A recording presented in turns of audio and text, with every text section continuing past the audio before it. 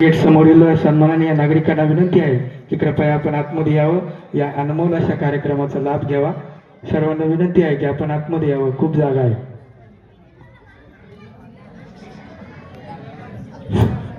Hello hello आयोजकाच्या वतीनं मी बाहेर उपस्थित असलेले सर्व छत्रपती शिवाजी महाराजांचे मावळे यांना मी विनंती करतो की कृपया आपण सर्वांनी आतमध्ये येऊन बसून घेण्याची कृपा करावी. जे बाहेर आमचे मित्रमंडळी उपस्थित आहे, मी आयोजकाच्या वतीनं त्यांना विनंती करतो की कृपया त्यांनी आतमध्ये येऊन बसून घ्यावं.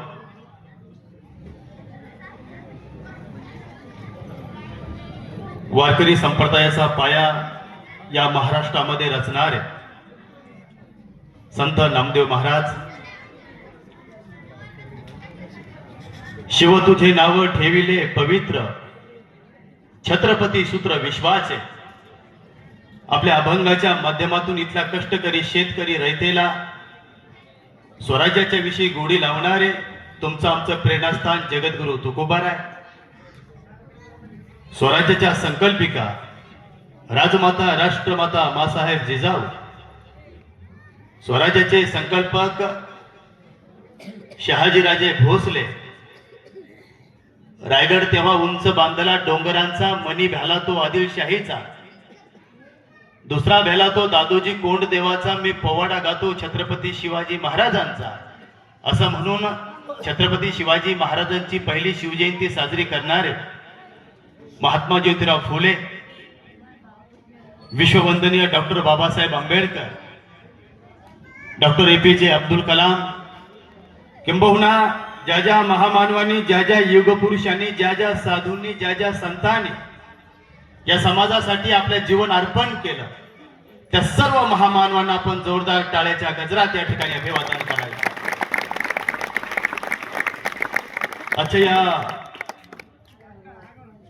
पुण्यभूमी नगरीमध्ये या कार्यक्रमाचे आयोजक शिवप्रतिष्ठान मंडळाचे सर्व तरुण कार्यकर्ते, या गावातील जेवढ्या काही समिती असतील त्या सर्व समितीचे पदाधिकारी आणि उपस्थित आपण सर्वजण सज्जन हो.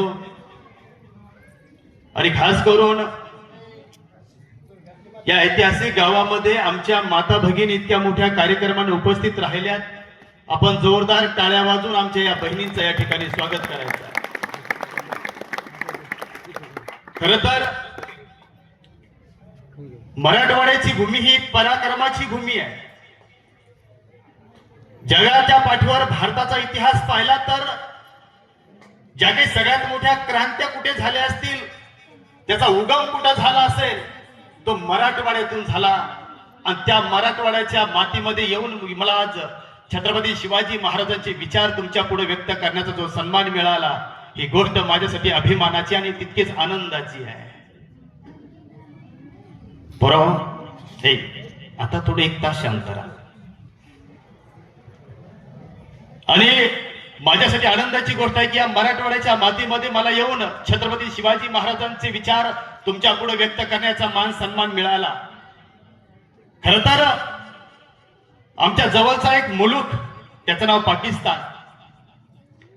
पाकिस्तानमध्ये a history of Indo Pakistan नावाचं एक पाठ्यपुस्तक आहे. जसं आमच्याकडे महाराष्ट्र राज्य पाठ्यपुस्तक मंडळ पुणे आहे, त्या धर्तीवर पाकिस्तानमध्ये a history of Indo Pakistan नावाचं पाठ्यपुस्तक आहे. आणि त्या पाठ्यपुस्तकातून सगळ्या विद्यार्थ्यांना ते शिक्षण देतात. आणि त्या पाठ्यपुस्तकामध्ये औरंगजेब आलमगीर नावाचं एक प्रकरण आहे, एक धडा आहे. आणि त्या धड्याचे लेखक आहेत, त्यांचं नाव आहे अली खान. आणि तो अली खान त्या औरंगजेब आलमगीर या प्रकरणामध्ये एक चॅप्टर मध्ये असं वर्णन करतो की जगाच्या पाठीवर आम्ही अनेक राजे पाहिले, जगाच्या पाठीवर आम्ही अनेक बादशाह पाहिले, जगाच्या पाठीवर आम्ही अनेक सम्राट पाहिले, जगाच्या पाठीवर आम्ही अनेक सरदार पाहिले, पण जगाच्या पाठीवर सर्वात आदर्श जर कोणता राजा असेल तो एकमेव राजा, ज्या राजाचं नाव छत्रपती शिवाजी महाराज आहे. पाकिस्तानमध्ये सुद्धा त्याचा उल्लेख होतो. मी स्वतःला खूप मोठा वक्ता समजत नाही, पण मी अनेक उदाहरणं तुम्हाला देणार आहे, अनेक लेखकांचे नाव मी सांगणार आहे, आपण त्याचं ग्रहण करावं. तो अली खान सांगितलं की जगाच्या पाठीवर आम्ही अनेक राजे पाहिले, अनेक सरदार पाहिले, पण सर्वात आदर्श राजा कोण असेल तो छत्रपती शिवाजी महाराज आहे. मी नेहमी सांगत असतो, जो माणूस छत्रपती शिवाजी महाराजांचे विचार ऐकतो, जो माणूस छत्रपती शिवाजी महाराजाला आपलं दैवत मानतो, जो माणूस छत्रपती शिवाजी महाराजांचे विचार आपल्या आत्मसात करतो, तो व्यक्ती शिवमय होतो. आणि जो माणूस शिवमय होतो त्या माणसाला कधी मरणाची भीती वाटत नाही, ना कोणत्या परिणामाची त्याला कधी भीतीच वाटत नाही. त्यासाठी त्याला छत्रपती शिवाजी महाराजांचे विचार अंगीकृत करावे लागतात. हे सांगत असताना तुम्हाला एक ज्वलंत आणि उदाहरण सांगतो. जानेवारी महिना लागला की तुम्हा आम्हाला एक नवीन वर्षाचं वेध लागतं. जसा जानेवारी महिना लागला तसा मला आठवतं ते पानिपत. खर तर या महाराष्ट्रामध्ये पानिपत मध्ये एका दिवसात 1.5 लाख बांगडी फुटली. 1.5 लाख बांगडी फुटली म्हणजे 1.5 लाख माणसं आमची मारल्या गेली. अनेक आमचे मोहरे गळाले, अनेक सरदार जायबंदी झाले, अनेक चांगले चांगले पराक्रमी सरदार त्या पानिपतच्या रणखंडावर कायमचे शहीद झाले. पण त्या अगोदरची एक घटना आहे, ती घटना तुम्हा आम्हाला नेहमी प्रेरणा देत राहते. त्या बुराडीच्या घाटावर ज्या वेळेस तो अब्दाली आला आणि अब्दालीच्या सोबत तो नजीब पठाण आहे, आणि ही खबर ज्यावेळेस दत्ताजी शिंदेला कळली, दत्ताजी शिंदेना खलिता लिहिला मल्हारराव होळकरला, आणि मल्हारराव होळकरला दत्ताजी शिंदे लिहितात, होळकर तुम्ही लागवलं या बुराडीच्या घाटावर यमुनेकडे या. मल्हाररावनं सांगितलं मी येतो, मी लवकर येतो. पण दत्ताजी तोपर्यंत नजीमाचं जे सैन्य आहे, जे अब्दालीचं जे सैन्य आहे, याला यमुनेच्या अलीकडे येऊ देऊ नका, आम्ही लगोलग येतो. आणि बघता बघता दत्ताजी शिंदे त्या बुराडीच्या घाटावर एका बाजूला यमुनेच्या पलीकडं अब्दालीचं सैन्य आहे, गनिमाचं सैन्य आहे, पठाणी सैन्य आहे, आणि तो दत्ताजी शिंदे तिथे डोळ्यात तेल घालून त्याची वाट पाहत राहिला. त्याला कधी इकडे येऊ द्यायचं नाही. मग दत्ताजी शिंदे आपल्या मुठभर मावळ्याला घेऊन त्या बुराडीच्या घाटावर राहिला. पण जानेवारी महिना म्हटलं की प्रचंड थंडी असते, प्रचंड थंडी असते, तसं धुकं असतं. आणि धुक्याचा एक दिवस धुक्याचा सहारा घेऊन तो अब्दालीला आपले सैन्य, तो नजीब आपले अनेक सैन्य घेऊन बुराडीच्या घाटावर आला. आणि ज्यावेळेस त्या बुराडीच्या घाटावर आला त्या दत्ताजीला पाहिलं आणि दत्ताजीचा चौताळला. दत्ताजीने हातामध्ये समशेर घेतली आणि भयान युद्ध त्या बुराडीच्या घाटावर चालू झालं. त्या यमुनेमध्ये रक्ताचे पाठ वाहू लागले. जो समोर आला त्याला दत्ताजी आडवा करत राहिला. दत्ताजी जणू काही त्या हनुमंतरायासारखा दिसू लागला, शेंदूर फासलेला. आणि त्या दत्ताजी सोबत लढत असताना कोणीतरी नजीबला सांगितलंय, नजीब जोपर्यंत दत्ताजी जिवंत आहे तोपर्यंत फतेह नाही, जोपर्यंत दत्ताजी जिंदा आहे तोपर्यंत फतेह नाही. त्यावेळेस त्या नजीबनं बंदूक आणली, दत्ताजीवर नेम धरला आणि सुटलेली गोळी दत्ताजीला लागली. दत्ताजी तेथेच कोसळला. त्याच वेळेस त्या नजीबनं कमरेची समशेर काढली, दत्ताजीच्या गर्दनवर ठेवली आणि तो नजीब दत्ताजीला बोलला, क्यों पाटील लढोगे. आपली समशेर काढून त्याने दत्ताजीच्या गर्दनवर ठेवली. तो नजीब बोलला, क्यों पाटील लढोगे. अरे आमच्या दत्ताजीनं जे बाणेदारपणे उत्तर दिलं ते उत्तर आज सुद्धा आमच्या तुमच्या सगळ्यांच्या लक्षात राहील. त्या एका उत्तरानं अख्खा महाराष्ट्र परत पेटून उठला. तो नजीब बोलला, क्यों पाटील लढोगे. अरे आमच्या दत्ताजीने उत्तर दिलं, क्यों नहीं पठान, बचेंगे तो और लढेंगे. अशा मातीसाठी लढणारे अशी मस्तक आणि मनगट परत कधी निर्माण झालेच नाही, कधीच नाही. भीती वाटली नाही दत्ताजीला. दत्ताजीला धड आणि शिर अलग केलं, पण त्या शिरावर एक विश्वास होता, एक अभिमान होता. या मातीसाठी लढलो, तो एक हिम्मत आणि तो विश्वास होता. छत्रपती शिवाजी महाराजांचा ज्याने ज्याने आदर्श घेतला त्या माणसानं कीर्ती जगभर गाजवली. हेच नाही, ज्यावेळेस त्या औरंगजेबनं संभाजी महाराजांची हत्या केली, संभाजी महाराजांची हत्या केल्यानंतर ज्यावेळेस त्यानं महाराष्ट्र काबीज करायचा प्रयत्न केला, इथून 1,500 किलोमीटर असलेली जिंजीच्या किल्ल्यावर राजाराम महाराज आहे, त्यासोबत धनाजी जाधव आहे आणि एका बाजूला संताजी आहे. पण त्यावेळेस संताजी आणि राजाराम महाराजांचं विदुष्ट आलं, दोघांमध्ये वैर निर्माण झालं. 25,000ची फौज संताजी सोबत आहे आणि 25,000ची फौज घेऊन तो संताजी मोगलासोबत लढतो. पण त्यावेळेस त्याचं राजाराम सोबत वाईट झालं. राजाराम सोबत त्यांचं बिनसल्या गेलं आणि ही खबर ज्यावेळेस औरंगजेबला कळाली, औरंगजेबने खलिता घेतला. तो खलिता त्यानं संताजीला पाठवला. त्या खलित्यामध्ये तो औरंगजेब लिहितो, अरे संताजी, कोणासाठी लढतोस? ज्या राजासाठी लढतो तो राजा तुझ्याकडून नाही. ज्या मित्रासाठी लढतो तो धनाजी तुझ्या बाजूला नाही. ज्या राज्यासाठी लढतो ते राज्य तुझ्याकडून नाही. जर तू कदाचित त्या राजारामाच्या तावडीत सापडला, तुझी गर्दन मारेल. मग जर राजा तुझ्याकडून नाही, तुझा मित्र तुझ्याकडून नाही आणि 20,000ची फौज घेऊन तू आज वन फिरतो, माझ्याकडे ये, तुला दख्खनचा सुभेदार बनवतो. किती मोठा आमिष दुसरा कोणी असता तर पटकन तयार झाला असता. अरे तुझा राजा तुझ्याकडून नाही, सैन्य तुझ्याकडून नाही आणि तू कोणासाठी युद्ध करतोस? माझ्यासाठी कशाला? माझ्याकडून विरोधात माझ्या उभा आहे. माझ्याकडे ये, दख्खनचा सुभेदार, दख्खनचं साम्राज्य तुला देऊन टाकतो. आणि ते खलिता त्या संताजीनं वाचला आणि संताजीनं खलिता परत त्या औरंगजेबला लिहिला आणि त्या संताजीनं त्या औरंगजेबला त्या खलित्यामध्ये एक वर्णन केलंय. तो संताजी औरंगजेबला लिहितो, औरंगजेब, माझी निष्ठा रायगडाच्या सिंहासनावर आहे. लक्षात ठेव, परत कधी मला आमिष दाखवलं, एक वेळेस तुझ्या तंबूचा एक कळस कापून आणले. औरंग, दुसऱ्या वेळेस का मला तू चॅलेंज दिला? दुसऱ्या वेळेस का तू मला सांगितलं की माझ्याकडे ये? दुसऱ्या वेळेस का तू मला आमिष दाखवला? हा संताजी तुझा सीर कलम केल्याशिवाय शांत बसणार नाही. ही माणसं तयार झाली शिवाजी महाराज आणि संभाजी महाराजांच्या विचारातून. ही माणसं तयार झाली शिवाजी महाराज संभाजी महाराजांच्या बलिदानातून. तो औरंगजेबानं ते पाहिलं. औरंगजेब म्हणतो, हे खुदा, ये मराठे ना डरते हैं, ये मराठे ना झुकते हैं, अरे ये मराठे ना बिकते हैं. औरंगजेब वर्णन करतो कसे मराठे.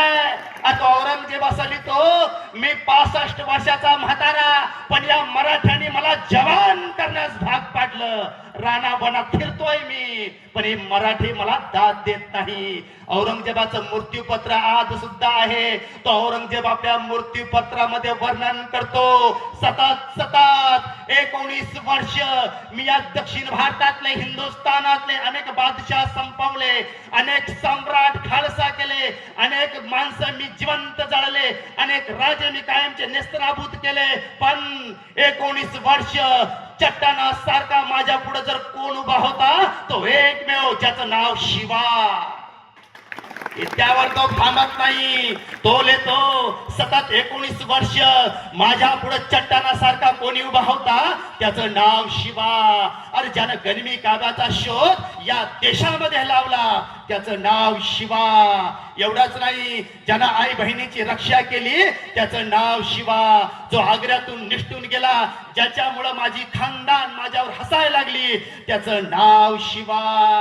ए अल्लाह, ए खुदा, तूने मुझे दुश्मन भी क्या दिलदार दिया, जिसका नाम शिवा शिवा शिवा भोसला.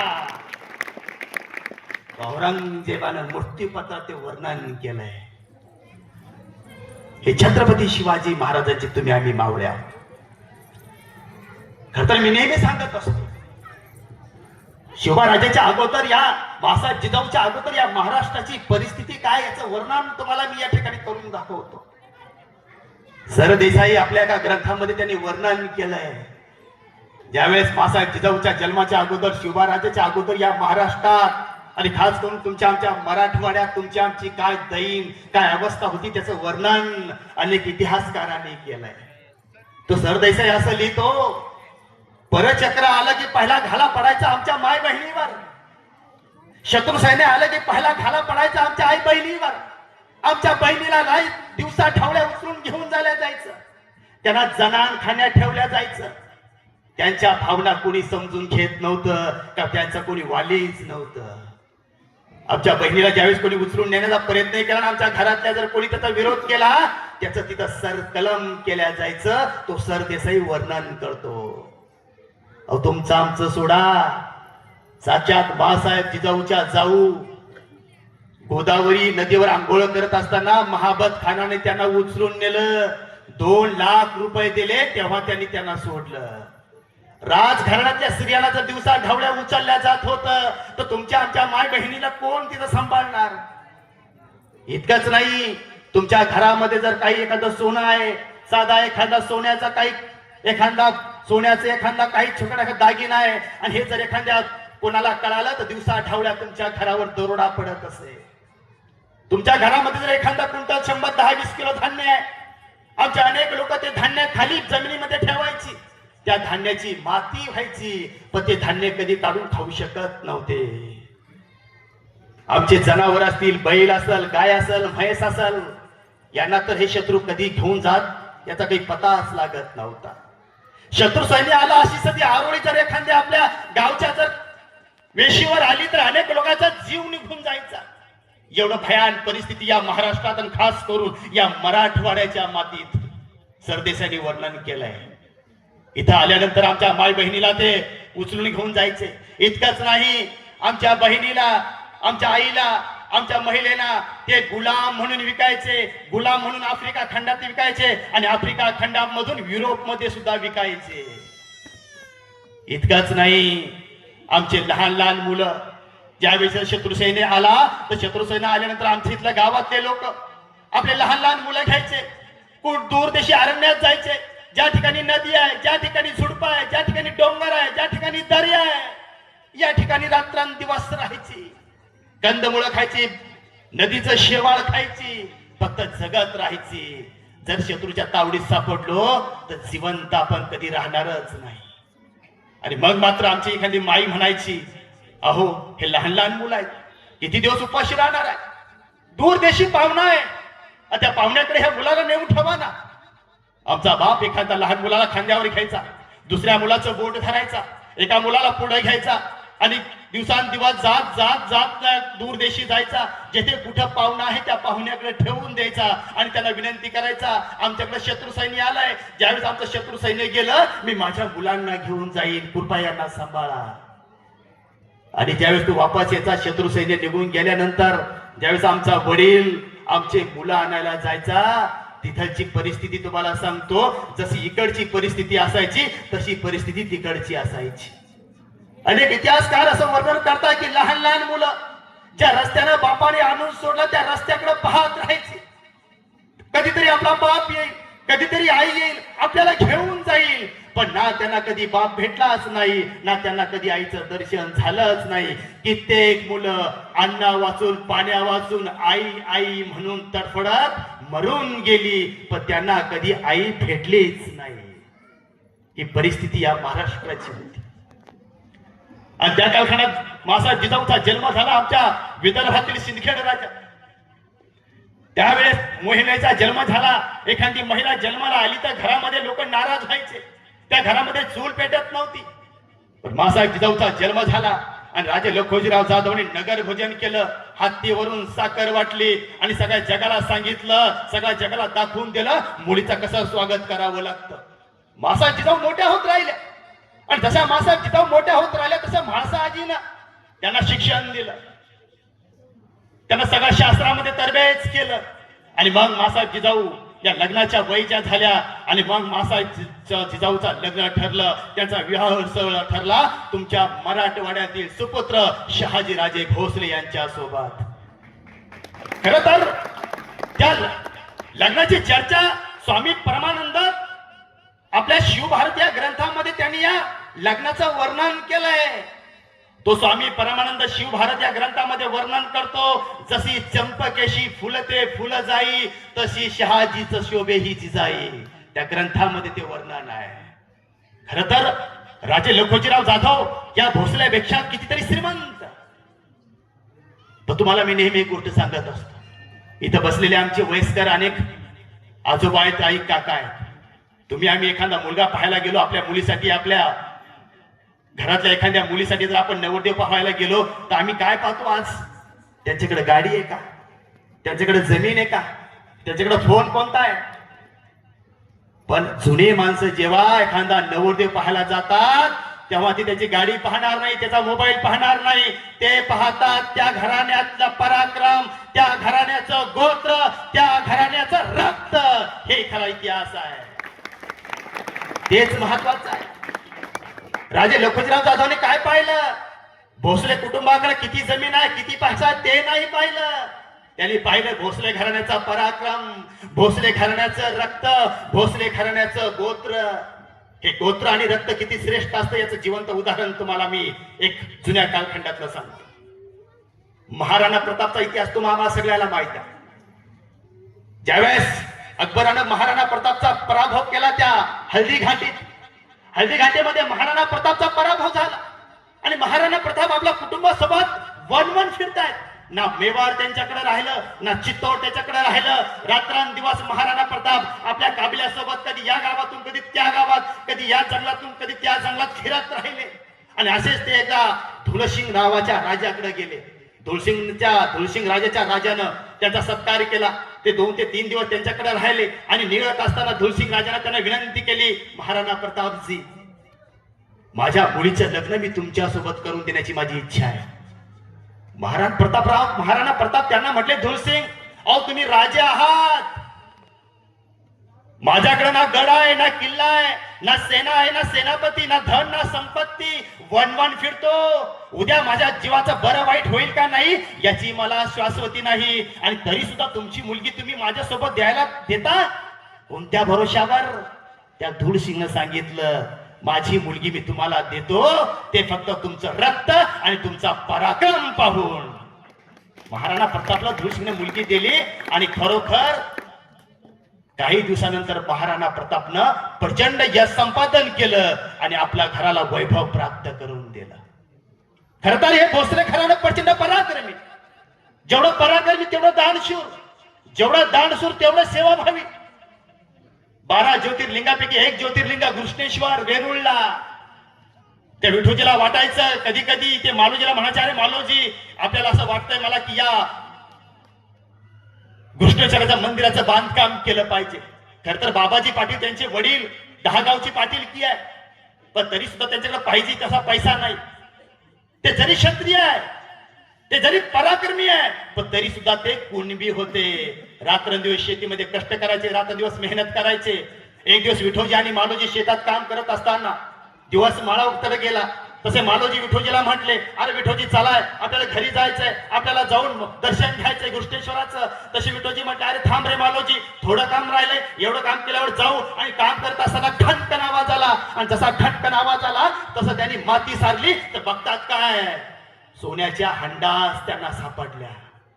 या सोन्याचा हंडा सापडल्यानंतर त्यांनी स्वतःसाठी राजमहल बांधला नाही, स्वतःसाठी घरदार बांधलं नाही, त्यांनी घृष्णेश्वराचं मंदिर बांधलं, शेततळी बांधली, फौज निर्माण केली.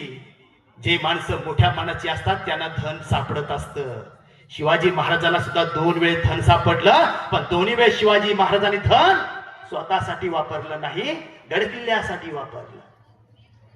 आणि मग त्यांच्या धनाचा उपयोग घृष्णेश्वराचं मंदिर बांधलं, फौज निर्माण केली.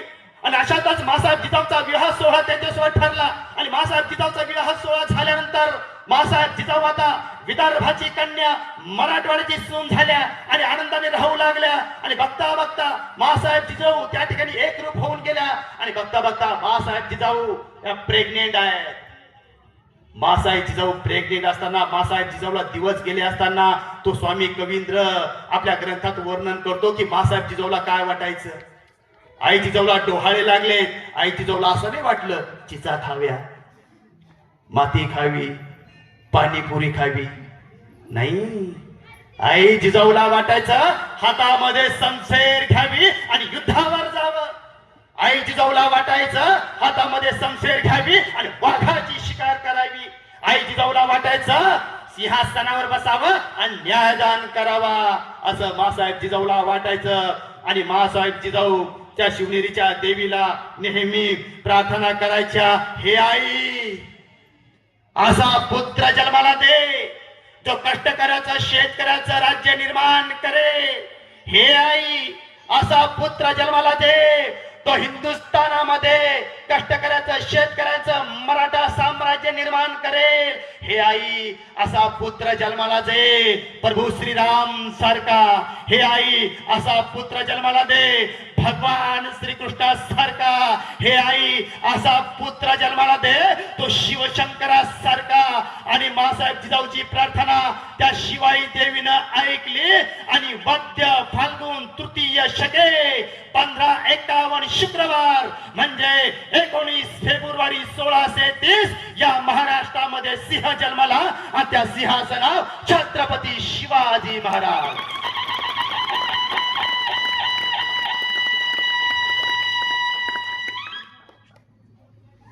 शिवराजे लहान असताना मासाहेब जिजाऊ सोबत बेंगलोरला गेले.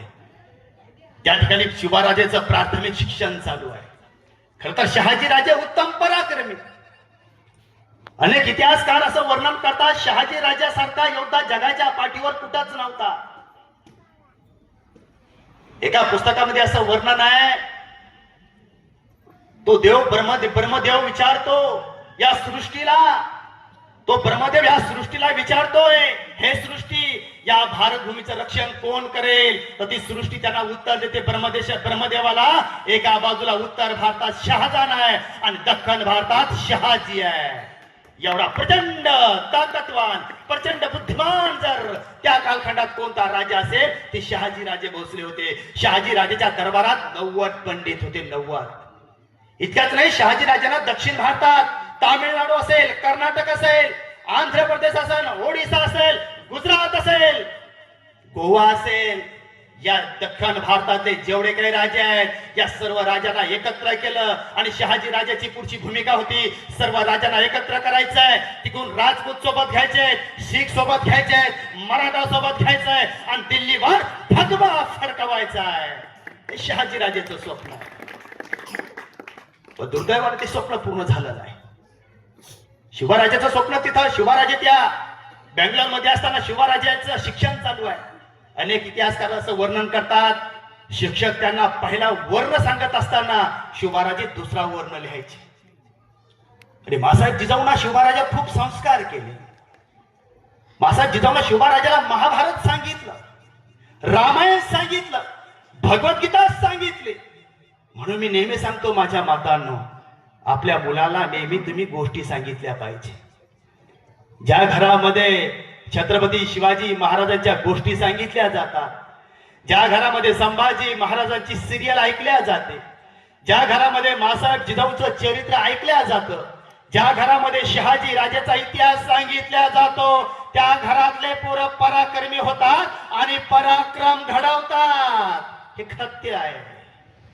पण त्यासाठी तसं सांगितलं पाहिजे, तशा गोष्टी सांगितल्या पाहिजे, तशी अंगाई सांगितली पाहिजे.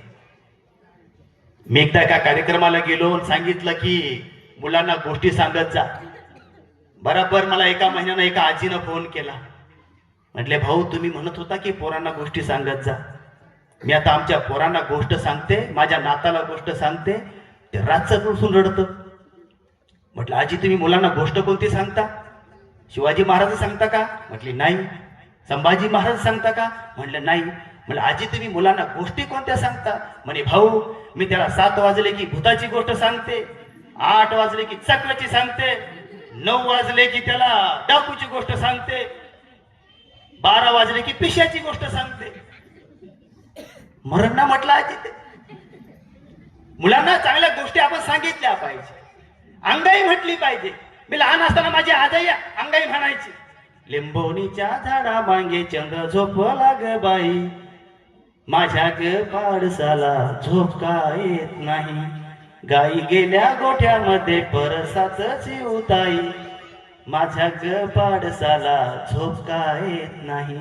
मी पटकन झोपी जायचं. आता आमच्या मॉड नाहीये.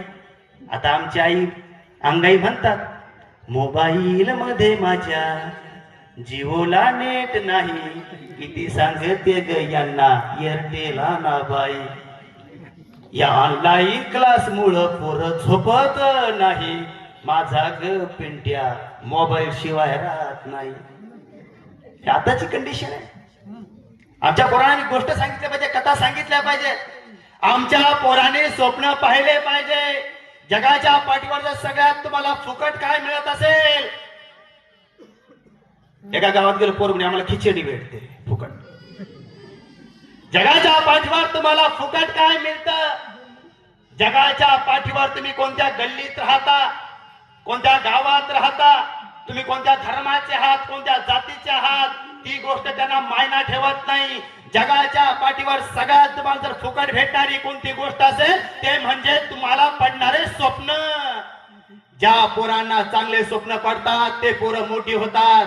मी नेहमी सांगतो पोरांनो, स्वप्न मोठी पाहिले पाहिजे. शिवाजी महाराजांनी स्वप्न पाहिलं सरदाराचं नाही, वजिराचं नाही, मी राजा होणार. मासाहेब जिजाऊनं शिवराजाला गोष्टी सांगितल्या. म्हणून मुलांना तुम्ही स्वप्न मोठी पाहिले पाहिजे. आता मी जालन्याला का कॉलेज लावलं, म्हटलं पोरांनो कोणाकोणाला स्वप्न पडतात रे? कोणतंच पोर हात वरती करणं. तसा माग बसलेला एका पोरानं हात वरती केला. आम्ही त्याला पुढे बोलवलं, म्हटलं तुला स्वप्न पडतात का? तो म्हटला हो. तो समोर बोलवलं, त्याचा सत्कार केला. मी म्हटलं करे तुला बाबासाहेबांचे स्वप्न पडतात का? तुला शिवाजी महाराज स्वप्न पडतात का? तुला संभाजी महाराजांचे स्वप्न पडतात का? अरे म्हटलं तुला स्वप्न तरी कशाचे पडतात? तो म्हटला मला गौतमी पाटीलचे स्वप्न पडते.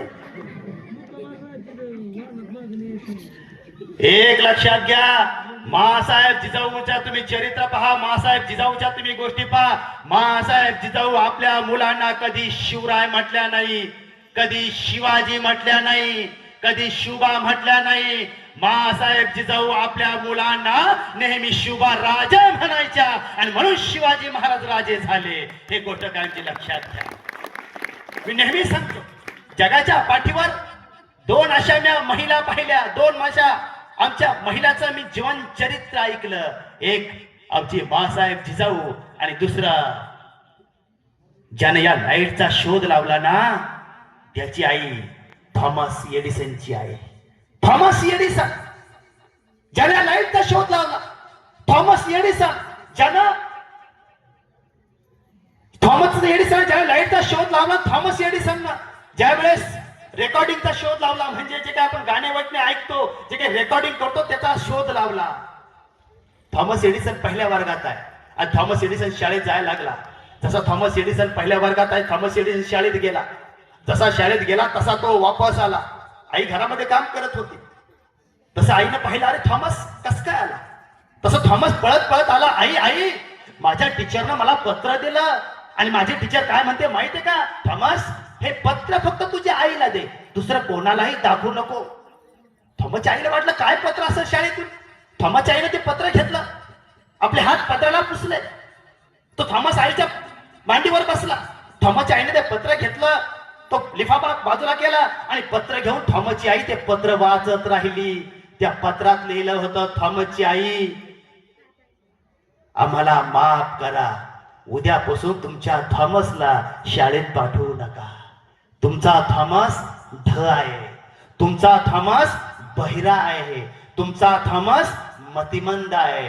ढ असलेल्या पोरांना आम्ही आमच्या शाळेत शिकवत नाही. कृपया तुम्हाला विनंती आहे, उद्यापासून थॉमसला आमच्या शाळेत पाठवूच नका.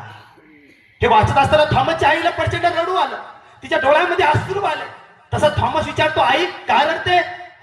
आईनं काय उत्तर दिलं माहितीये का?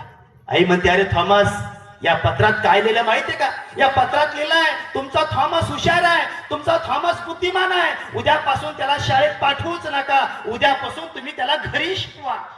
अरे हे ऐकलं, थॉमस उड्या मारत मारत निघून गेला. आई प्रचंड रडली. पण त्या आईनं तेव्हापासून थॉमसला घरी शिक्षण द्यायला सुरुवात केली. थॉमसचा पहिला वर्ग झाला, दुसरा झाला, तिसरा झाला. थॉमसची आई त्याला घरी शिकवत राहिली आणि थॉमसला रसायनशास्त्राची आवड आहे. आणि त्या आईनं आपल्या एका बाजूला, घराच्या बाजूला छोटीशी खोली काढली आणि त्या खोलीमध्ये काही रसायन त्याला दिलं. थॉमस त्या रसायनमध्ये शोध लावायचा. थॉमस आपल्या मित्राला म्हणायचा, हे हा जो लाईट आहे ना, हा जो काच आहे ना, या काची तुम्ही प्रकाश काढणार आहे. लोक म्हणायचे, अरे थॉमस कसं शक्य आहे? मी प्रकाश काढणार आहे. बघता बघता थॉमस शोध लावत गेला. पैशाची कमी पडली म्हणून वर्तमानपत्र वाटत राहिला आणि त्या वर्तमानपत्रातून मिळणारी जी रक्कम आहे, ही रक्कम तो आपल्या रसायनासाठी खर्च करू लागला. बघता बघता थॉमस एडिसननं 100 प्रयोग केले, 200 प्रयोग केले, 300 प्रयोग केले, 400, 500, 600, 700, 999 थॉमस एडिसन प्रयोग केले आणि 1000वा प्रयोग यशस्वी झाला. आणि या जगामध्ये प्रकाशाचा, लाईटचा शोध या थॉमस एडिसननं लावला. आणि जगामध्ये थॉमस एडिसनची कीर्ती झाली. एक उत्कृष्ट शास्त्रज्ञ म्हणून थॉमस एडिसनचं नाव घेतलं जाऊ लागलं. पण तेव्हा थॉमस एडिसनची आई मृत्यू पावली. जसा थॉमस घरी आला, आईचं सगळं 10 दिवस, 12 दिवसाचं, 13 दिवसाचा तो धार्मिक कार्यक्रम आटापला. आणि एक दिवस थॉमस बसला असताना त्याने कपाट दिसलं. त्याने ते कपाट खोललं आणि कपाट खोललं तसा त्याला एक तो लिफाफा दिसला. अरे हा तो माझ्या शाळेतला आहे, माझ्या टीचरनं मला दिला होता. तसा तो थॉमसनं तो लिफाफा घेतला. तो थॉमस वाचू लागला आणि थॉमस तो लिफाफा, ते पत्र वाचत असताना थॉमस रडत राहिला. त्या पत्रात लिहिलं होतं, थॉमस तू ढ आहेस, तू मतिमंद आहेस. हे वाचत असताना थॉमस रडू लागला आणि त्यानं डायरी घेतली. डायरीवर त्यानं लिहिण्यास सुरुवात केली. तो थॉमस लिहितो, जगातला मतिमंद पोरगा, जगातला ढ पोरगा, जगातला बहिरा पोरगा आज जगाच्या पाठीवर उत्कृष्ट शास्त्रज्ञ झाला. तो एका आईमुळं जगाच्या पाठीवर सर्वात तुमचं महत्वाचं कोणी गुरु असेल ती फक्त तुमची आई असते. हे थॉमस एडिसननं लिहून ठेवलंय. म्हणून आईच्या व्यतिरिक्त दुसरा कोणी गुरुच नाही. तुमच्या मुलांना तुम्ही पाहिजे तसं बनवू शकता. तुमच्या मुलाला तुम्ही आज ठरवलं तसं तुम्ही त्यांच्याकडून काम करून घेऊ शकता. फक्त त्यासाठी तुमची मनातली इच्छा महत्वाची आहे. शहाजीराजाला, शिवराजाला महाराष्ट्रात पाठवलं. काय दिलं सोबत? छोटस मंत्रिमंडळ, राजमुद्रा आणि एक भगवा झेंडा. त्या राजमुद्रेचा प्रतिपचंद्र लेखे व वर्धिष्णू विश्ववंदित शह सुनो शिवशहा मुद्रा भद्राय राजते, अशी ती राजमुद्रा आहे. त्या राजमुद्रेचा अर्थ आहे, जसा प्रतिपतेचा चंद्र वाढत वाढत जाईल तसं हे राज्य वाढत जाईल. मी शहाजी राजाचा पुत्र शिवाजी, हे जे मी राज्य निर्माण करणार आहे, हे राज्य एका विभागापुरतं नाही, एका राज्यापुरतं नाही, एका गावापुरतं नाही. हे जे मी राज्य निर्माण करणार आहे हे विश्वाला वंदनीय राहील, असं त्या राजमुद्रेचा अर्थ होता. भगवा झेंडा दिला शिवराजाला आणि सांगितलं, बाळराजे हा भगवा झेंडा कष्टकऱ्याचा, शेतकऱ्यांचा, वारकऱ्यांचा आहे. हा झेंडा नेहमी फडफडत राहिला पाहिजे. आणि शिवराजे निघले. जगाच्या पाठीवर सगळ्यात मोठा जर त्याग कोणत्या महिलेनं केला असेल ना, तो मासाहेब जिजाऊनं केला. हे तुम्ही आम्ही लक्षात घ्या. बेंगलोर मध्ये नौकर, चाकर सगळ्या सुविधा आहे. हे सगळ्या सोडून मासाहेब जिजाऊ आपल्या शिवराजाला घेऊन पुण्यामध्ये आल्या. आणि पुण्यामध्ये शिवराजे आले, आपल्या सवंगड्याला एकत्रित केलं. 12 मावळ मुलखातील आपले सवंगडी एकत्र करून शिवराजे त्या सर्वांना आपले स्वराज्याचे धडे देऊ लागले. सगळ्यांना स्वराज्याच्या विषयी प्रेरणा निर्माण करू लागले. आणि एक दिवस 12 मुलखातील 1000-1500 मावळे शिवराजाने सोबत घेतले आणि रायरेश्वराच्या मंदिराकडे गेले. हर हर महादेवाची घोषणा चालू होती. जय भवानी म्हणून घोषणा चालू होती. हर हर महादेवाच्या घोषणेनं सगळा तो परिसर दणाणून गेला. अक्षरशः लोकांना स्वप्न पडले असं लोकांना वाटत राहिलं. पण शिवराजे आपल्या मावळ्याला घेऊन त्या रायरेश्वराच्या मंदिरात गेले. हात एक समसेर काढली, आपल्या हाताची करंगळी कापली आणि त्या शंभू महादेवावर शिवाजी महाराजांना शपथ घेतली. आणि शिवाजी महाराजांना आपल्या सर्व सवंगड्यांना विनंती केली, हे सवंगड्यांनो, हा जो मी शिवधनुष्य उचलला हा एकट्याच्या भरोश्यावर नाही. आपल्या सगळेजण मला सोबत लागसाल. हा तुमचे आमचे सगळ्यांचे जनावर शत्रू सैन्य घेऊन जातो. तुमचा आमचा आज पीक पाणी उद्ध्वस्त केल्या जातो. आमच्या माय बहिणीला दिवसा ढावळ्या उचलल्या जातं. लक्षात घ्या, येणाऱ्या कालखंडात याचा फक्त आम्हाला पराक्रम करून या ठिकाणी स्वराज्य निर्माण करायचं आहे. आणि सगळे मावळे तयार झाले आणि शिवाजी महाराजांना एक फौज निर्माण केली आणि कष्टकऱ्याचं, शेतकऱ्याचं राज्य शिवाजी महाराजांना आणण्यास सुरुवात केली. मी नेहमी सांगतो, जगाच्या पाठीवर सर्वोत्तम जर राजा कोणता असेल ना, ते छत्रपती शिवाजी महाराज आहे. कारण तुम्ही आम्ही शेतकरी आहे.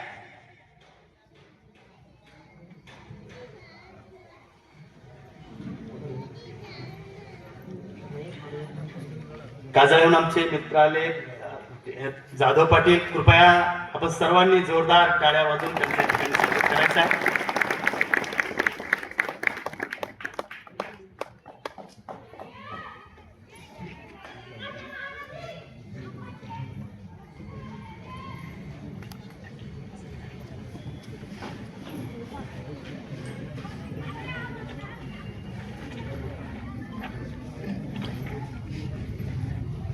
मित्रांनो, पुण्यामध्ये आल्यानंतर शिवराजाने सर्वप्रथम काय उभं केलं लक्षात घ्या. पुण्यामध्ये आल्यानंतर छत्रपती बाळासाहेब जिजाऊने शिवबाराजाच्या हातामध्ये समशेर दिली नाही, शिवबाराजाच्या हातामध्ये ढाल दिली नाही, शिवबाच्या हातामध्ये कट्यार दिली नाही. पुण्यामध्ये आल्यानंतर बाळासाहेब जिजाऊने शिवबाराजाच्या हातामध्ये शेतकऱ्यांचा नांगर दिला.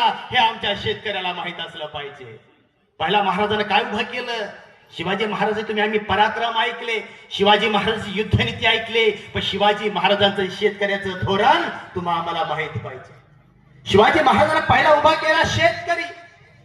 शिवाजी महाराज आपल्या सुभेदाराला पत्र लिहितात, सुभेदार शेतकऱ्याच्या बांधावर जाऊन पाहणी करा, इथल्या शेतकऱ्यांना बी द्या, इथल्या शेतकऱ्यांना बियाणं द्या, इथल्या शेतकऱ्याला बैल द्या, इथल्या शेतकऱ्याला अवजार द्या, इथला शेतकरी उभा करा.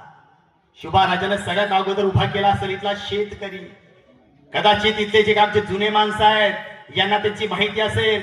शिवबाराजाने जमिनीचे 12 भाग पाडले. 12 अव्वल, दुय्यम, सीम, शारसीम, म्हणून, झुडपी असे शिवाजी महाराजांनी जमिनीचे 12 भाग पाडले. मग ज्या जमिनीमध्ये जास्त उत्पन्न होतं त्याच्याकडून कर जास्त घ्यायचा, ज्या जमिनीमध्ये उत्पन्न कमी होतं त्याच्याकडून कर कमी घ्यायचा. हे शिवाजी महाराजांनी त्या कालखंडात केलं. इतकाच नाही, तुमच्या अगोदर शिवाजी महाराजांच्या अगोदर या महाराष्ट्रात कोणत्याच राजानं जमीन मोजली नाही. शिवबाराजानं जमीन मोजली. अण्णाजी दत्तो जमीन मोजण्यामध्ये एकदम हुशार. अण्णाजी दत्तोची नेमणूक केली आणि ती जमीन महाराष्ट्राची मोजली आणि ती जमीन शेतकऱ्यांना दिली.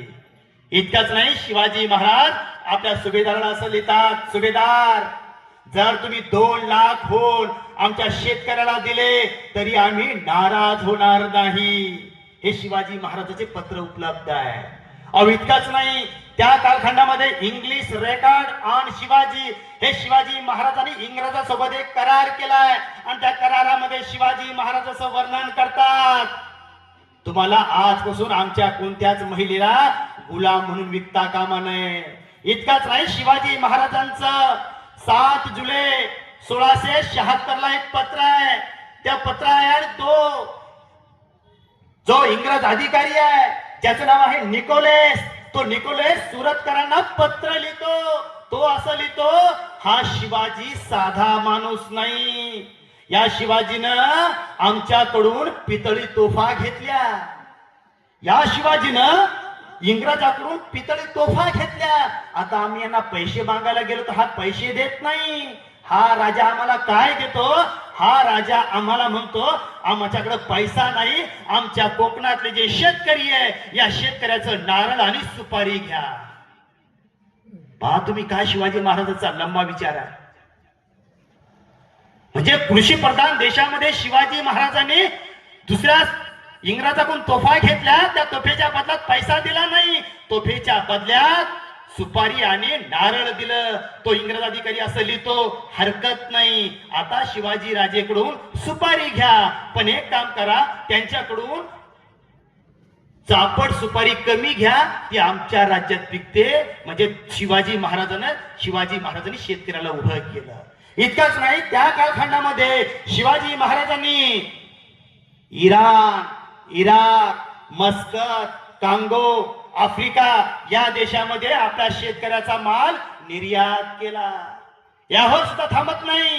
त्या कालखंडामध्ये गोव्यामध्ये जे पोर्तुगीज आहे त्यांचं मीठ स्वस्त होतं आणि आमच्या मीठ जे काही जे आमचे काही शेतकरी ज्या आपल्या समुद्र किनाऱ्यावर मीठ तयार करतात तर गोव्याचं मीठ स्वस्त आहे. मग गोव्याचं मीठ जर महाराष्ट्रामध्ये आलं तर आमचा शेतकरी उपाशी मरेल. म्हणून शिवाजी महाराजांनी ज्या गोव्याहून येणारं जे मीठ आहे या मिठावर जकात लावला.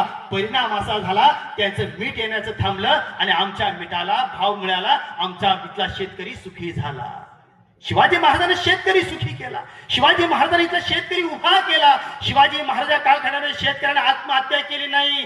शिवाजी महाराजांनी शेतकऱ्यांना उभारी दिली, त्यांना बी बियाणं दिलं, त्यांना अवजारं दिलं. म्हणून छत्रपती शिवाजी महाराजाला कुळवाडी भूषण म्हटलं जातं. हे आमच्या शेतकऱ्यांना माहित असलं पाहिजे. इतकंच नाही, शिवाजी महाराजांनी त्या कालखंडामध्ये जे आरमार आहे 700 किलोमीटरचा आरमार आहे, ते आरमार आपल्या ताब्यात घेतलं. आणि आरमार ताब्यात घेऊन शिवाजी महाराज थांबले नाही. इथून 1500 किलोमीटर अंदमान निकोबार बेट आहे. त्या अंदमान निकोबार बेटावर कान्होजी आंग्रे या माणसाची शिवाजी महाराजांनी त्या ठिकाणी नियुक्ती केली आणि शिवाजी महाराजांना संपूर्ण या ताबा या किनाऱ्यावर शिवाजी महाराजांनी घेतला. हे करत तुम्हाला एक गोष्ट आवर्जून लक्षात सांगतो. शिवाजी महाराजांनी जे राज्य निर्माण केलं, या राज्यामध्ये शिवाजी महाराजांनी सगळ्या घटकांना सोबत घेतलं. 18 पगड जातीला शिवाजी महाराजांनी सोबत घेतलं. शिवाजी महाराजांचा पहिला सरसेनापती कोण? नूर खान, हा मुसलमान आहे. शिवाजी महाराजांचे पहिले वकील काजी हैदर, हे मुसलमान आहे. शिवाजी महाराजांच्या अंगरक्षकापैकी एक अंगरक्षक इब्राहिम खान, हा मुसलमान आहे. दर्या सारंग दौलत खान, हे दोघं मुसलमान आहेत.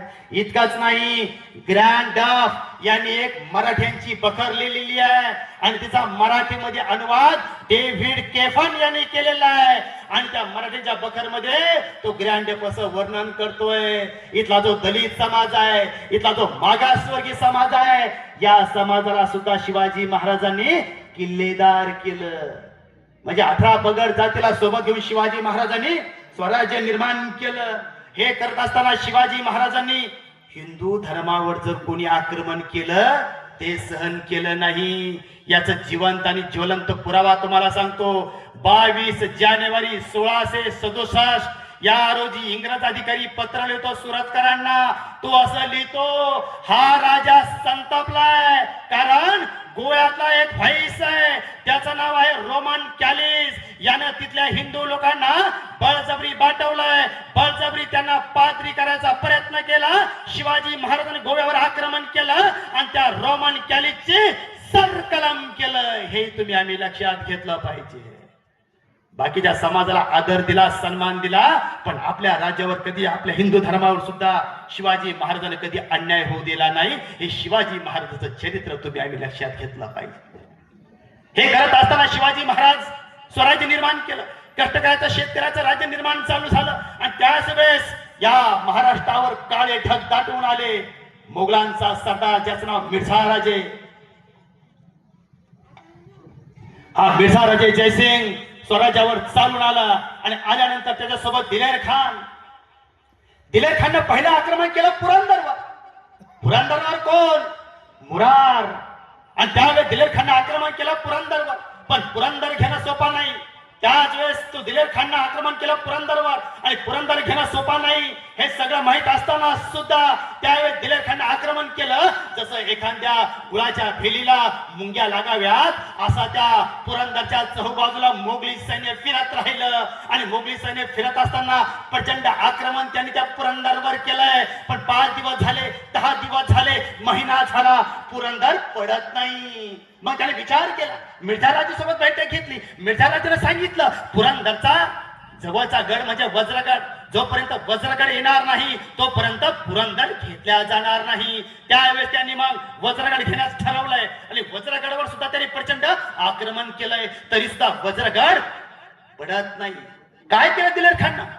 जवळपास दमदमे तयार केले, अनेक झाडं झुडपं आणले, झाड झुडपं तोडायचे, तिथे टाकायचे, त्याच्यावर तोफा ठेवायच्या. असं करत करत 10, 15, 20, 25, 30, 40, 50 फूट दमदमे त्याने तयार केले आणि त्या दमदम्यावर तोफा ठेवल्या आणि त्या तोफेमधून वार वज्रगडवर करत राहिला आणि वज्रगड पडला.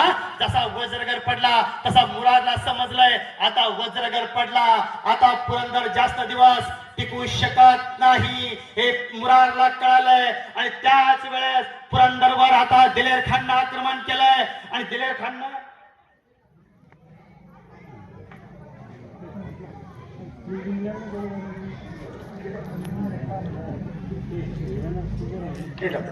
त्याच वेळेस दिलेर खाननं आक्रमण पुरंदरवर केलंय. आणि पुरंदरचा तो एक समजा सेनापती ज्याचं नाव मुरार आपले मुठभर मावळे घेऊन त्या दिलेर खानासोबत लढत राहिला. एका बाजूला तोफगोळे आहेत, एका बाजूला दमदमवर ठेवलेले फार मोठे ते तोफगोळे त्या पुरंदरवर पडतात. आणि पुरंदरवर पडत असताना वज्रगड हातातून गेला, पुरंदरही हातातून निघून जाणार. मुठभर मावळे घेऊन तो मुरारजी लढत राहिला. समोर दिलेर खान आहे आणि तो पुरंदरवर तो आपला मुरारजी लढत राहिला. आणि जो समोर आला त्याला मुरारजी आडवं करत राहिला. जो मुरारच्या समोर आला त्याला मुरारनं संपवलंय. आणि हे फक्त दिलेर पाहत राहिला. आणि दिलेर पाहत राहताना तो दिलेर बोलला, ए खुदा, मैंने बहुत आज दुनिया में इस हिंदुस्तान में बहुत सुरमा देखे मगर मुरार जैसा नहीं. आणि त्याला काय वाटलं काय माहित, त्याच वेळेस तो दिलेर बोलला, रुक जाओ. युद्ध थांबलं. जसं युद्ध थांबलं तसा तो दिलेर खान बोलला, हे मुरार, कोणासाठी लढतोस? अरे मुठभर मावळे तुझ्या जवळ आहे, हा गडकोट तर मी घेतलाय. अरे कशाला लढतोस या मातीत? झाला आमच्या सोबत, माझ्या सोबत ये, तुला औरंगजेबकडून सगळ्यात मोठी सुभेदारी द्यायला लावतो. अरे हे शब्द त्या मुरारनं ऐकले. मुरार चौतळला आणि मुरार तो दिलेर खानला म्हणला, हे दिलेर, कोणाला आम्हीच दाखवतोस या मुरारला? अरे हिम्मत असेल तर लढाई कर. आणि परत मुरार हातामध्ये शमशेर घेऊन लढत राहिला. त्यावेळेस दिलेरनं एक धनुष्यबाण आणला. धनुष्य कानापर्यंत ताणल्या गेला आणि निघलेला धनुष्य मुरारबाजीच्या काळजात लागला. आणि पुरंदरचा धुरंदर कायमचा मातीत शहीद झाला. शिवाराजाला ही गोष्ट कळाली. शिवाराजे म्हणतात, अरे मुरार, तुम्ही तर मुलूक मैदान तो असे जर एक एक मावळे जर निघून गेले, एक एक मावळे जर स्वराज्यात कायमचे नेस्तनाबूत झाले, तर हे स्वराज्य कोणासाठी ठेवायचं? मग शिवाराजांनी त्यावेळेस त्यांच्यासोबत तह केला. आणि तह केल्यानंतर आपला संभाजी महाराजाला त्यांच्याकडे कैद केलं. लक्षात घ्या, मोगलाकडे संभाजी महाराज कैद दिले.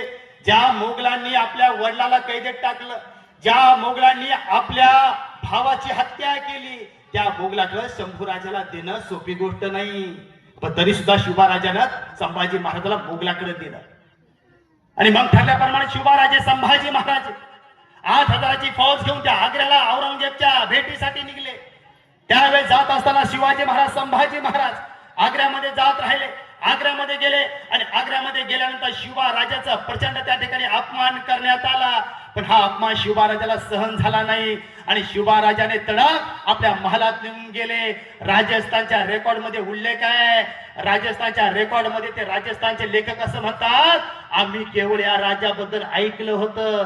या राजानं अफजल खान फाडला, या राजानं शाहिस्ते खानाची बोटं छाटली, या राजानं अनेक राजे नेस्तनाबूत केले. पण आज आम्ही स्वतःच्या डोळ्यानं पाहिलं, ज्या औरंगजेबाच्या डोळ्याला डोळे लावून कोणी बोलू शकत नाही, ज्या औरंगजेबाकडे कोणी पाठ दाखवू शकत नाही, ज्या औरंगजेबाच्या दरबारातून कोणी मुद्रा केल्याशिवाय बाहेर निघू शकत नाही, त्या औरंगजेबाला त्याच्याच दरबारामध्ये त्यालाच उत्तर देणारा जर कोणी सिंह असेल तो एकमेव सिंह ज्याचं नाव छत्रपती शिवाजी महाराज आहे. शिवाजी महाराज औरंगजेबाला उत्तर दिलं. औरंगजेबने शिवाजी महाराजाला कैदेत टाकलं. पण संभाजी महाराज कैदेत नाही. त्या आग्र्यातली एक घटना अत्यंत फार महत्वाची आहे. त्या आग्र्यामध्ये एक दिवस संभाजी महाराज फिरत असताना कुस्त्याची दंगल चालू आहे. आणि कुस्त्याची दंगल चालू असताना हिरोजी फडजत संभाजी महाराज त्या कुस्ती बघण्यासाठी आले. आणि संभाजी महाराज कुस्ती बघतायत. हरियाणा असेल, मध्य प्रदेश असेल, इराण असेल, इराक असेल, अनेक जगातले अनेक महत्वाचे मल्ल त्या आग्र्यामध्ये आले. त्या ठिकाणी आग्र्यामध्ये कुस्तीचा फड चालू आहे. संभाजी महाराज कुस्ती बघले दंग झाले. तसा औरंगजेब तिथे आला. आणि औरंगजेब सुद्धा कुस्ती पाहू लागला. तसा औरंगजेबाच्या वजीरानं औरंगजेबला सांगितलं, हुजूर शंभूराजे खुद यहाँ आए है. तसा औरंगजेबनं संभाजी महाराजाला जवळ बोलावलं आणि औरंगजेब संभाजी महाराजाला बोलला, संभा हमने सुना है आप कुस्ती बहुत खेलते हैं. संभाजी महाराज मान हलवली. मग हो जाय कोई दंगल, एखादी कुस्ती तुम्ही आमच्या पहिलवानासोबत खेळता का? अरे 9 वर्षाच्या संभाजी महाराजांना काय उत्तर द्यावं? औरंगजेब संभाजी महाराजाला म्हटला, क्यों संभा हमने सुना है आप कुस्ती बहुत खेलते हैं. एखादी कोई दंगल आमच्या कुस्ती तुम्ही खेळता का? एखादी कुस्ती तुम्ही आमच्या मल्लासोबत, एखादी कुस्ती तुम्ही आमच्या पहिलवानासोबत खेळता का? 9 वर्षाच्या संभाजी महाराजांना काय उत्तर द्यावं? 9 वर्षाच्या संभाजी महाराजांना उत्तर दिलं, हा कुस्ती आमचा धर्म आहे, कुस्ती आमची परंपरा आहे, कुस्ती आमचा खेळ आहे, कुस्ती आमचा मातीतला खेळ आहे. पण मला माफ करा औरंगजेब, मी कुस्ती आज सुद्धा खेळू शकलो असतो, पण या आखाड्यात मी कुस्ती खेळत नाही. कारण का? कारण माझ्या लायकीचा एक सुद्धा पहिलवान इथं नाही. काय उत्तर दिलं संभाजी महाराजांना? एक सुद्धा पहिलवान माझ्या लायकीचा नाही. हे बेडरपणे उत्तर संभाजी महाराजांनी औरंगजेबला दिलं. तेव्हाच औरंगजेबला समजलं, हा संभाजी महाराज सोपा नाही. अहो संभाजी महाराज आपल्या वडिलांना सोडवण्यासाठी प्रयत्न करताय. पण ठरलं, विठ्ठलदास नावाची एक हवेली तयार करण्यात आली. दुसऱ्या दिवशी शिवाजी महाराजाला त्या विठ्ठलदास हवेलीमध्ये न्यायचं आणि कायमचं संपवून टाकायचं, हे नियोजन औरंगजेबनं तयार केलं. पण ही खबर महाराजाला कळाली आणि त्याच वेळेस महाराजांना ठरलं, रात्री शिवाजी महाराज पसार झाले, पण कुठं जायचं? आता सारखे मोबाईल नव्हते. शिवाजी महाराजांना स्वराज्यासाठी या धुराचा उपयोग करून घेतला. शिवाजी महाराजांना स्वराज्यासाठी इथल्या निसर्गाचा उपयोग करून घेतला. ठरलं होतं, ज्या ठिकाणी रात्री तुम्हाला फार मोठी शेकोटी दिसेल त्या ठिकाणी जमायचंय, आणि जर कदाचित दिवसा जमाय व्हायचा असेल तर ज्या ठिकाणी खूप मोठा काळा धूर दिसेल त्या ठिकाणी जमायचंय. त्या ठिकाणी आमचा कुंभार समाजाचा बांधव आहे, त्याला सांगितलं, तो सुद्धा महाराष्ट्राचा होता, त्याला सांगितलंय तू फक्त एक काम कर, दिवसा आणि रात्र तुझी भट्टी कायमची तैवत ठेव. का भट्टी ठेवायची? दिवसा काळा धूर दिसेल, रात्री उजेड दिसेल. शिवाजी महाराजांना स्वराज्यासाठी उपयोग या निसर्गाचा खूप केला. लक्षात घ्या, या महाराष्ट्रावर जर संकट आलं तर काळा धूर केला जायचा. जसा पुरंदरवर काळा धूर व्हायचा तसाच तिकडं रायगडावर काळा धूर व्हायचा. रायगड होत नाही तर सिंहगडावर व्हायचा, सिंहगड होत नाही पन्हाळ्यावर व्हायचा, पन्हाळ्यावर होत नाही सिंधुदुर्गावर व्हायचा, सिंधुदुर्गावर होत नाही तर वेगवेगळ्या किल्ल्यावर धूर व्हायचा. आणि एका घंट्यात सगळ्या महाराष्ट्राला कळायचं की शत्रू आला. इतकंच नाही, इंग्रज अधिकारी आपल्या एका पुस्तकामध्ये वर्णन करतात, या शिवाजी राजाकडे पहिल्यांदा तोफा नव्हत्या, पण तरी सुद्धा शिवाजी महाराजांचे सरदार शत्रू सैन्यावर तोफेचा मारा करायचे.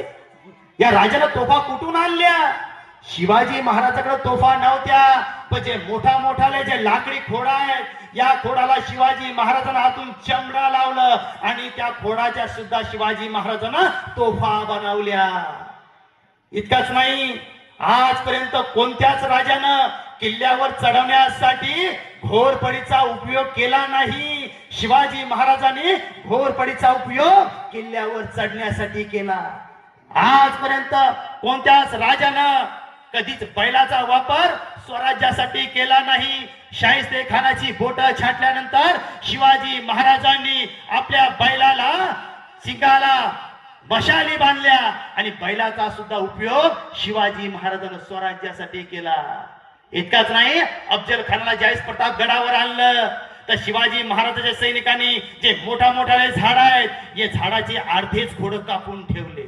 का? वापस येताना परत जाणार नाही. म्हणजे शिवाजी महाराजांनी अफलातून बुद्धी, शिवाजी महाराजांनी सर्व निसर्गाचा उपयोग स्वराज्यासाठी केला. आणि मग शिवाजी महाराज त्या आग्र्यातून बाहेर पडले. मित्रांनो, शिवाजी महाराजांना कोणतं वेश धारण केलंय? संन्यासाचं. संन्यासाचा वेश धारण करून शिवाजी महाराज त्या आग्र्यातून बाहेर पडले आणि बसले त्या यमुना नदीच्या किनाऱ्यावर आले. एका जहाजात बसले आणि नावाडी मात्र नदीतून नावाडी तो जहाज हाकलत राहिला. का माणूस कुणास ठाऊक. संभाजी महाराज शिवाराजांच्या मांडीवर येऊन बसले. शिवाराजानं सोन्याच्या मोहरा काढल्या, बाळ शंभूराजाच्या हातात दिल्या आणि शिवाराजे म्हणतात, बाळराजे या मोहरा माईला अर्पण करा. संभाजी राजाने त्या मोहरा नदीला अर्पण केल्या. रात्र उलटून चालली. बघता बघता शिवाजी महाराजांनी तो सगळा काबिला त्या मथुरेच्या दिशेने चालत राहिला. अर्धी नदी पार झाली आणि मग अर्ध्या रात्री संभाजी महाराज शिवाजी महाराज त्या मथुरेमध्ये उतरले. मथुरेमध्ये उतरल्याबरोबर तिथली माती शिवराजाने आपल्या कपाळाला लावली. अरे याच भूमीमध्ये भगवान श्रीकृष्णाचा जन्म झाला, त्याच भूमीला माझे पाय लागले, किती मी भाग्यवान असेल. शिवराजे त्या आपल्या ज्या ठिकाणी आहे त्या कृष्णाजी पंत यांच्या घरी चालले. बघता बघता सगळा जो काही वेश धारण केला संन्यासाचा ते सगळे संन्यासी त्या वाड्याकडे चालले. मध्येच कोणीतरी उठून बघायचं, संन्यासी आहे म्हणून परत झोपायचं. मधात कुठेतरी कुत्रे भुकत होते, कोणी त्याची वेगवेगळ्या नजरा त्या काबिल्याकडे होत्या, पण कोणाला संशय येत नव्हता. आणि तो सगळा संन्यासाचा काबिला कृष्णाजी पंत यांच्या वाड्यावर येऊन थांबला. दार ठोठावल्या गेलं, दार उघडल्या गेलं आणि संभाजी महाराज शिवाजी महाराज त्या वाड्यामध्ये शिरले. नियती कधी कोणाला कोणत्या ठिकाणी उभं करेल कधी सांगता येत नाही. ज्या राजानं संन्यासाला दान द्यावं, ज्या राजानं साधू संताला कितीतरी पट दान देऊन त्याची सेवा करावी, तो राजा संन्यासाच्या रूपात आज हिंडत होता, फिरत होता त्या मथुरेच्या गल्लीत. शिवराजे आपले सगळे जे काही सवंगडे घेऊन त्या वाड्यामध्ये आले. त्या आईनं माऊलीनं जेवण्याचा बेत केला. सगळेजण जेवायला तयार झाले. त्या बारीकच्या दिव्यामध्ये शिवराजाच्या डोक्यामध्ये काय चाललंय कोणाला कळत नव्हतं. तर शिवराजाच्या डोक्यामध्ये वेगळीच कल्पना होती. शिवराजे त्या चटईवर बसले. जेवणाची सुरुवात झाली. सगळेजण एक एक घास तोंडात घास खात होते, पण शिवराजाच्या डोळ्यातून अश्रू मात्र त्या ताटावर पडत होते. ते अश्रू कोणाला दिसत नव्हते. शिवराजाच्या मनामध्ये काहूर होता, काय करावं आता. अरे कधी कधी संपत्ती, कधी कधी परिस्थिती तुम्हाला कोणत्या वळणावर आणून ठेवेल सांगता येत नाही. तसे शंभूराजेचं जेवण लवकर आटपलं.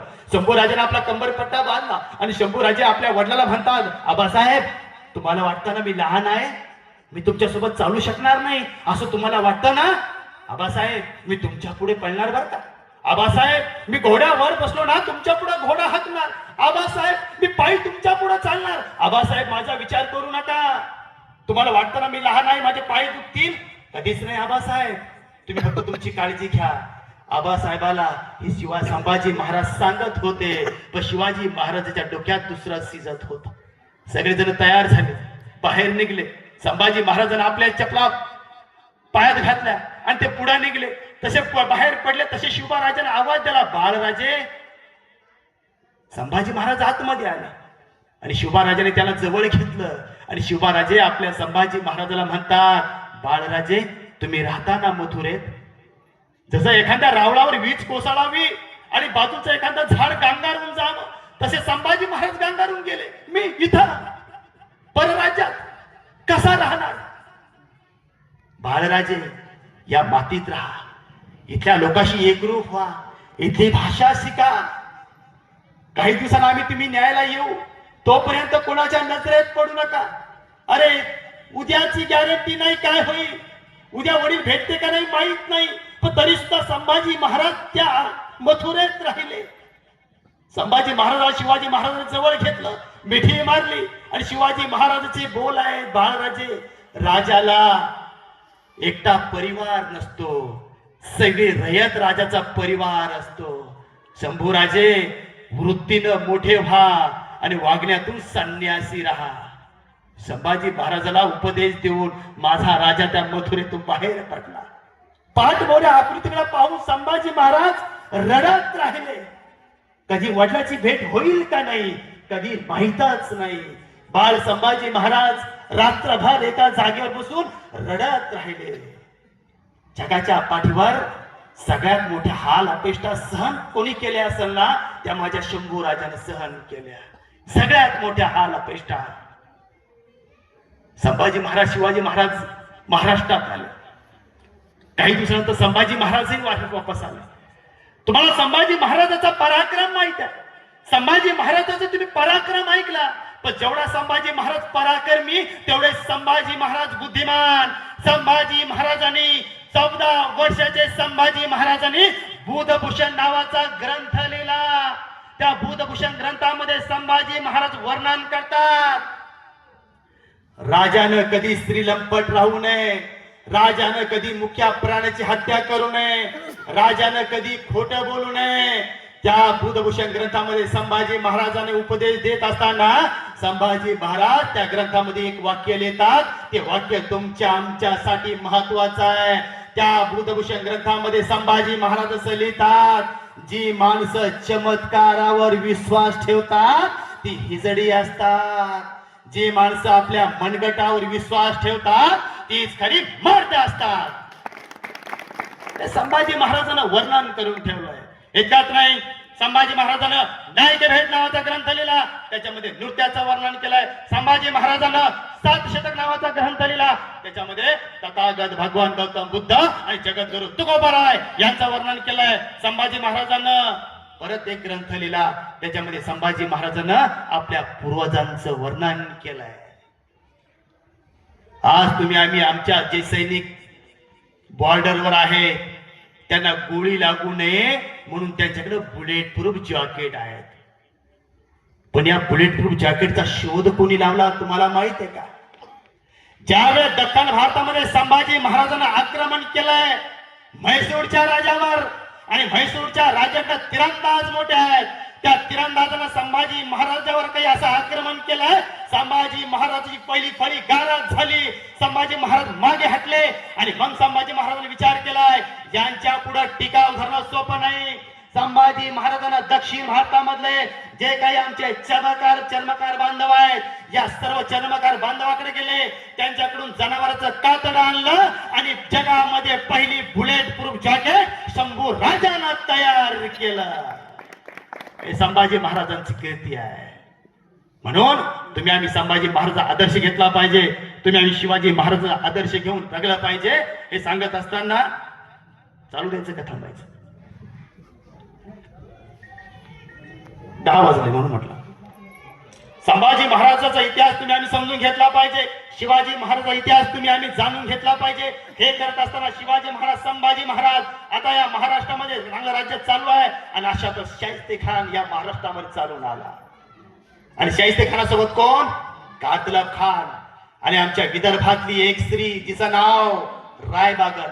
कधी माहूरच्या देवीच्या दर्शनाला गेलात ना, त्या माहूरच्या देवीच्या दर्शनाला गेल्यावर तुम्हाला पूर्वेच्या बाजूला एक किल्ला दिसतो. तो किल्ला म्हणजे त्या बाईचा, त्या सरदारचा आहे, जिचं नाव रायबागन आहे.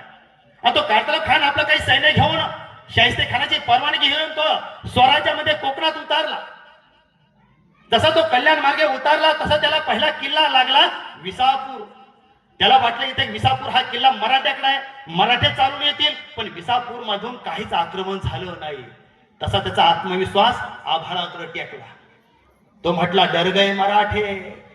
तसा पुढे आला, लोहगड लागला. लोहगड लागल्यानंतर चालत राहिला, परंतु लोहगड मधून सुद्धा आक्रमण झालं नाही. तसा तो म्हटला छुप गए मराठे. तसा तो पुढे आला, उंबरखिंड लागली, आणि उंबरखिंड मध्ये जात असताना, पुढे जात असताना कधीच मराठ्यांचं आक्रमण झालं नाही. आणि तो आपल्या सैनिकाला सांगत राहिला डर गए मराठे, छुप गए मराठे, भाग गए मराठे. आणि असं सांगत असताना कोपणीतून एक दगड आला आणि कातलब खानला लागला. आणि तसा कातलब खान म्हणला ए खुदा कहां से आ गए मराठे. आता मात्र मराठ्यांनी त्या कातलब खानला चहूबाजूला धरलं. असा त्या कातलब खान चोपला की कातलब खान शिवाजी महाराजाला शरण गेला. आणि मग तो शरण गेल्यानंतर शिवाजी महाराजांनी काय करावं? शिवाजी महाराजांचा जवळचा मित्र तानाजी, तानाजीला सांगितलं ताना यांचे घोडे घ्या, यांचा दारू गोळा घ्या, यांच्या समशेर घ्या, यांचे उंट घ्या, यांचे कपडे घ्या. शिवाजी महाराजांना सांगितल्याप्रमाणे यांचं सगळं घेतलं. सगळं घेऊन महाराजांकडे जमा केलं. तसा ताना बोलला महाराज एक विचारू का? यांच्या तुम्ही तलवारी घेतल्यात हरकत नाही, यांचे घोडे घेतले हरकत नाही, यांची धनसंपत्ती घेतली हरकत नाही, पण महाराज या मोगलांचे कपडे कशाला घेतले? तसे महाराज म्हटले, अरे तान्हा, हे उद्या शाहिस्ते खानाकडे जातील, शाहिस्ते खान यांना परत दुसऱ्या मोहिमेवर पाठवण, आणि दुसऱ्या मोहिमेवर पाठवलं, हे शाहिस्ते खानाला म्हणतील, हुजूर एक हत्यार कमी द्या पण कपडे जास्त द्या. मराठ्यांच्या तावडीत सापडलो, मराठी अंगावर कपडे सुद्धा ठेवत नाही. ही ताकद मराठ्यांमध्ये आहे. आणि मग छत्रपती शिवाजी महाराजांना कारतल खानचा पाडाव केला, शाहिस्ते खानाची बोटं छाटली, आणि शिवाजी महाराजांना या जगामध्ये प्रत्येक कोणती स्त्री असो त्या सगळ्या स्त्रीला माय बहिणीचा दर्जा दिला. म्हणून जगाच्या पाठीवर छत्रपती शिवाजी महाराज एक सर्वोत्कृष्ट राजे म्हणून पाहिल्या जातात. अशा छत्रपती शिवाजी महाराजांचा गजर आपण या ठिकाणी केला. शिवाजी महाराजांच्या विचाराचं व्याख्यान आपण आपल्या गावामध्ये आयोजित केलं. मी आपल्या सर्वांना शिवजयंतीच्या शुभेच्छा देतो. आणि जाता जाता छत्रपती शिवाजी महाराजांचा मृत्यू झाला. शिवाजी महाराजांचा मृत्यू झाल्यानंतर औरंगजेबचा हे रात्र दिवस करत त्या आग्र्यात गेला आणि त्याने सांगितलं, हुजूर आपका सबसे बड़ा दुश्मन जिसका नाम शिवा है वो मर गया. अरे औरंगजेब हे शब्द ऐकले त्यावेळेस औरंगजेबचा लेखक ज्याचं नाव काफी खान, तो मासीर ये आलमगीर या ग्रंथामध्ये त्याने वर्णन केलंय. तो काफी खान असली तो शिवाजी महाराजांचा मृत्यू झाला आणि हे रात्र दिवस करत औरंगजेबकडे गेला. त्याने सांगितलं, हुजूर आपका सबसे बड़ा दुश्मन जिसका नाम शिवा है वो मर गया. त्यावेळेस औरंगजेब चटेवर बसला, त्याने हात वरती केले आणि तो बोलला, ये अल्लाह, ये खुदा, ये परवरदिगार, इस फकीर की दुआ कबूल कर. इस देश में माँ बहन की रक्षा करने वाला सच्चा बंदा तेरे पास आ रहा है, उसके लिए अपने जन्नत के दरवाजे खुले कर. शत्रूला सुद्धा आदर वाटावा असा शिवाजी महाराजांचं कार्य होतं. ते आपण शिवाजी महाराज कार्य आत्मसात केलं पाहिजे. आपण इतक्या सुंदर असं कार्यक्रमाचं नियोजन केलं. मी आपल्या सर्वांचे आभार व्यक्त करतो आणि या ठिकाणी थांबतो. धन्यवाद.